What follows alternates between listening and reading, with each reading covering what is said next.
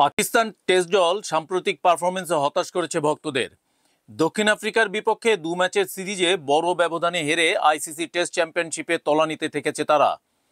তবে দলীয় ব্যর্থতার মাঝেও ব্যক্তিগত অর্জনে আলো ছড়িয়েছেন বাবর আজম, মোহাম্মদ রিজওয়ান সহ বেশ কয়েকজন খেলোয়াড়।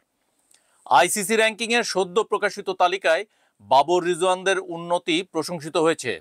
চলুন জেনে নিই এই র্যাঙ্কিংয়ের বিস্তারিত। ব্যাটারদের র্যাঙ্কিংয়ে পাকিস্তানের অধিনায়ক বাবর আজম 5 ধাপ এগিয়ে এখন অবস্থান করছেন 12তম স্থানে। ধারাবাহিক পারফরমেন্সের জন্য এই অর্জন তার। বাবর ছাড়াও উইকেটকিপার ব্যাটার মোহাম্মদ রিজওয়ান 2 ধাপ উন্নতি করে 19তম স্থানে জায়গা করে নিয়েছেন। পাকিস্তান টেস্ট অধিনায়ক শান মাসুদ 12 ধাপ এগিয়ে এখন 45তম স্থানে। অন্যদিকে সালমান আলী আগা তার স্থিতিশীল ব্যাটিংয়ের সুবাদে 1 ধাপ এগিয়ে 22তম স্থানে জায়গা করে নিয়েছেন। বিশ্বের শীর্ষ 3 ব্যাটারের তালিকায় পরিবর্তন আসেনি। শীর্ষস্থান ধরে রেখেছেন ইংল্যান্ডের জো রুট, তারপরে আছেন হ্যারি ব্রুক এবং নিউজিল্যান্ডের কিংবদন্তি ব্যাটার কেন উইলিয়ামসন। এই তালিকায় বাবরের উন্নতি পাকিস্তান ক্রিকেট ভক্তদের জন্য বড় প্রাপ্তি। বোলারদের র্যাঙ্কিংয়ে ভারতের পেসার জসপ্রীত বুমরা শীর্ষস্থান ধরে রেখেছেন। তবে চমক দেখিয়েছেন অস্ট্রেলিয়ার স্কট বোল্যান্ড।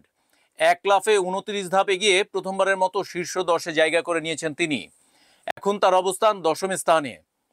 অস্ট্রেলিয়ার প্যাট কামিংস এবং দক্ষিণ আফ্রিকার কাগিজো রাবাদা 1 ধাপ করে এগিয়ে যথাক্রমে 2য় ও 3য় স্থানে রয়েছেন।